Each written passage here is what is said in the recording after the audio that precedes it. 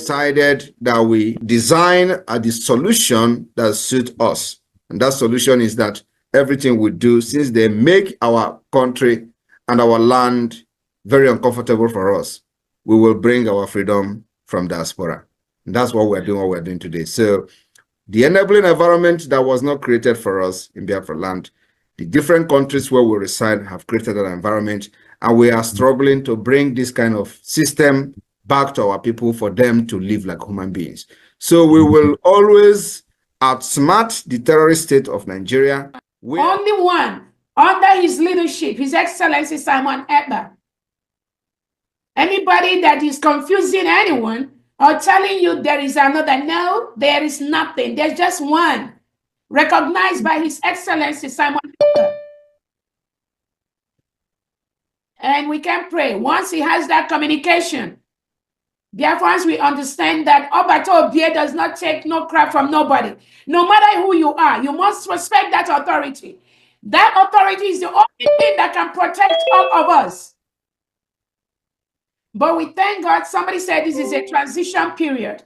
If these things does not happen, Biafrans will not know who is following our prime minister, who wants him to fail, who wants him to be out. So this moment is ordained to happen so that Biafrans will know who is who. Welcome, fellow Biafrans, lovers of freedom across the world. I welcome you to this amazing program. Thank you so much for joining us once again on this platform. I appreciate you wherever you are connecting from.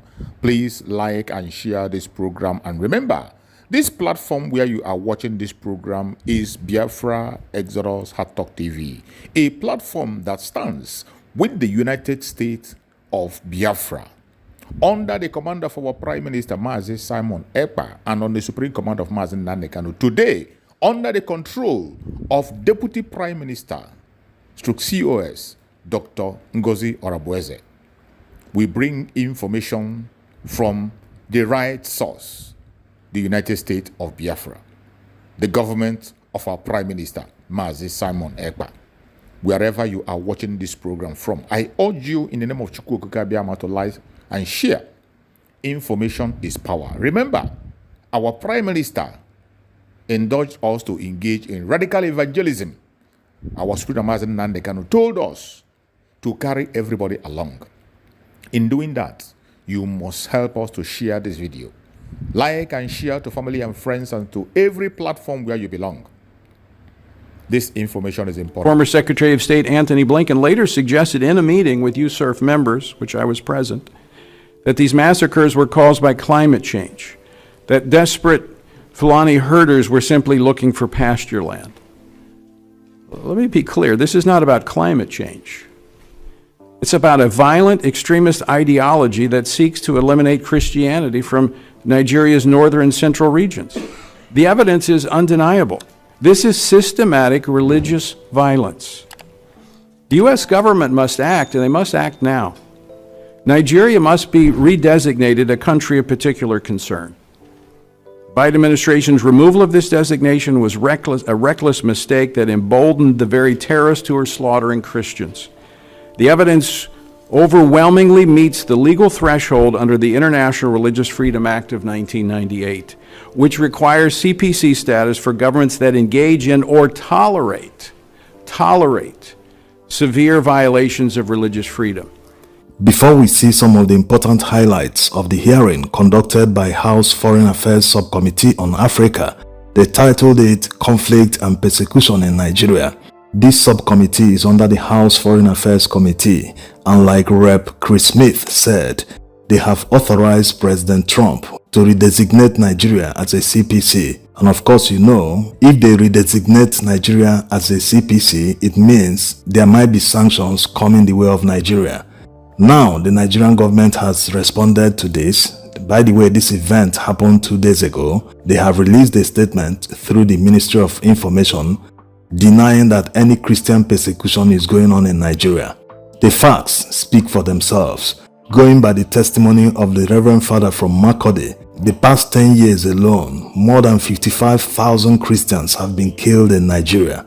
Let's see the press release by the Nigerian government The Ministry of Foreign Affairs expresses deep concern over the recent wave of misinformation and misleading reports alleging targeted killings of Christians in Nigeria. This unfortunate development appears to be aimed at influencing foreign governments, particularly the United States, to designate Nigeria as a country of particular concern (CPC) due to purported violence against Christians. While the federal government acknowledges the security challenges confronting the nation, it is imperative to clarify that these incidents are not driven by religious bias or targeted against any particular religious group. Notably, the majority of insurgency and banditry-related incidents in the predominantly Muslim northern region of Nigeria do not specifically target followers of any faith or religion. Any narrative attempting to frame such incidents as religious persecution is erroneous and misleading. Nigeria is a multi-ethnic and multi-religious nation, and the government remains committed to protecting the lives and property of all citizens, regardless of faith, ethnicity, or gender. The country's security challenges are complex and multifaceted, manifesting in criminality, terrorism, and communal clashes, including farmer-herder conflicts that are not rooted in religious motivations. A lot of things they said that are too long to accommodate in this video. Like already said, the facts speak for themselves. If you look at the testimony of the witnesses that came to testify in this hearing, you will see the facts looking at you in the face. Despite the fact that the government might try to deny them, the fact remains that there is premeditated motive by many of these people that are always sacking Christian communities. From southern Kaduna to Plateau State to Makurdi, many places around Nigeria. You see them, they invade communities and they burn down their properties. After sacking the entire community, they will burn down the community, their homes, everything. So what is the motive behind burning down people's property? It's as simple as they don't want them to come back there anymore. They are after the land. They want to occupy the place, put serious terror in the minds of the people living there. They will never come back. In most cases, these types of attack happen. The remaining people always pack their bags and all their belongings and run away from the community. What does it mean? The worst part is that most of these people are never caught. None of them has ever been brought to trial. And they continue attacking communities. They continue displacing people. There are thousands, if not to 1 million people living in IDP camps across Nigeria, despite the fact that the country is not at war.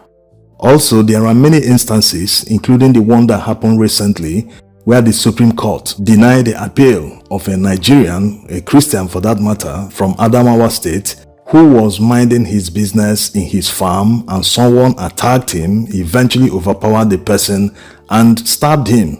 But the state had the audacity to charge the man to court and they sought murder in the first degree.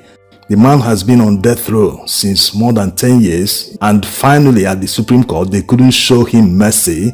Where else is someone expected to stand his ground if not in his property? If you're facing danger, threat to your life and you're expected to run away, where are you expected to run to? Are you not supposed to run to your home or to your farm or to anywhere you have land you can claim ownership? It is in this place that you can stand your ground and say, no, I'm not running here, I will defend myself. Because are you expected to run forever?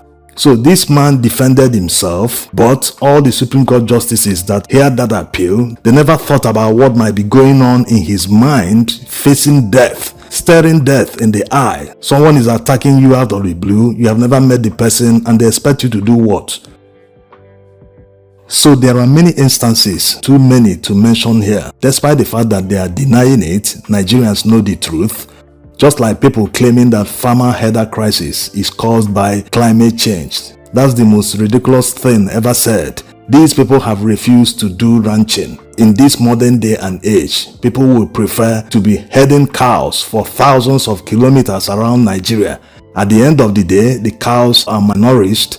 They don't feed well. Herders are too frustrated because they've trekked long distances. Imagine trekking for days, months on end just because you are a herdsman. So if the Nigerian government is truly serious about solving the problem, they should encourage these people to buy lands with their own money.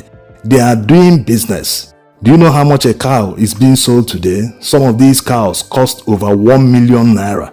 So it's a huge business. They should be able to use their own money to buy land like every other business does and do ranching. But they are so entitled, going as far as killing people just to feed their cows. So it doesn't make any sense that the government has refused to solve this problem for many years, getting to a decade it started. So if they are truly serious about solving all the security challenges, the fastest way to solve security challenges has always been to make sure that no criminal goes home, no criminal escapes. The security agencies must keep giving a chase, even if it takes 2 weeks to catch a criminal, an invader, a terrorist, a herdsman, whoever. Give that chase until the person is caught, so that others watching events and planning to conduct massive raids and killings of people should understand that they will never escape, they will never go home. That way, everyone can live in peace. Now, let's hear some important details in the hearing. According to the Catholic News Agency and EWTN News, quote, Archbishop Ignatius Kagama is concerned over the seemingly endless violence against Christians that claimed at least 58 lives this past weekend and hundreds of others in recent weeks. It is our prayer, he said, that something definitive will be done to stop the situation that is inhuman. Shockingly, that was more than a dozen years ago and part of my opening remarks at a hearing that I held on July 10th, 2012. One of several hearings, 8 in all, on religious persecution in Nigeria. And since then, things have only gotten worse. 1 year later, in 2013, I visited Archbishop Kagama in Jos, Nigeria. We visited churches, 5 of them that had been recently firebombed by Boko Haram, and spent hours listening to survivors tell their stories. Despite their numbing loss and pain, I was absolutely amazed at the survivors, about their faith, very deep faith, their courage and the resilience. They were not going to quit, but they were looking to the government for help, and it was not coming.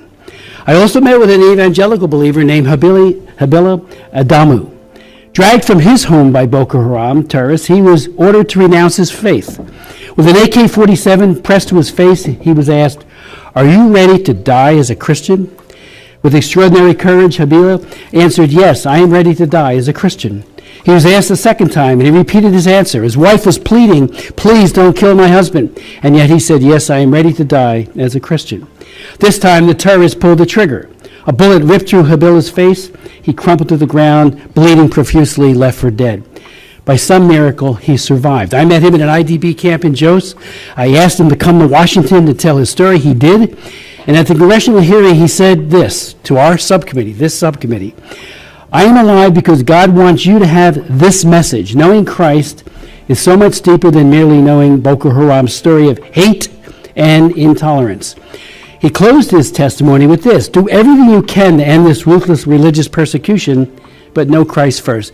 To the end, everything he did was to witness, to radiate his love for God, but he was also calling on us to get involved and do something.